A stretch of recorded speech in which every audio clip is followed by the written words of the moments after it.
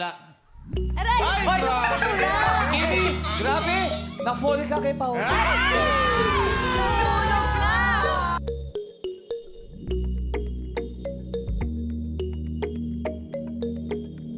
Muling naghatid ng kilig ang tambalan ni Kim Chiu at Paolo Abilino sa noontime show na It's Showtime.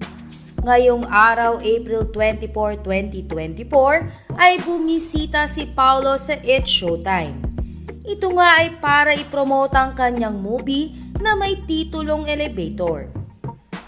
Samantala, agad na inasar ng Showtime family si Kim Chiu pagkatawag pa lamang nito kay Paolo Abilino.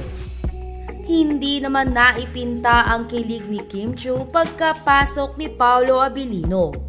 Maging ang mga It's Showtime host ay kilig na kilig sa dalawa.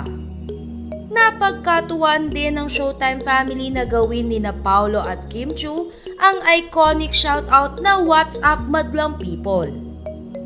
Samantala, narito at basahin natin ang ilang reaksyon ng Kim Pao fans sa pagbisita ni Paolo Abilino sa It's Showtime. Grabe yung kilig ko, pawiwi level na.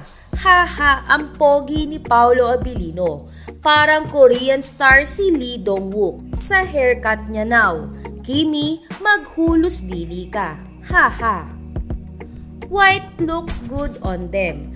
They're so pure and sincere in supporting each other. Hay nako, hashtag Kim Pao. Sinasabi ko sa inyo, bawal magharutan sa live talaga. Hays, tas nagmachi-machi pa kayo.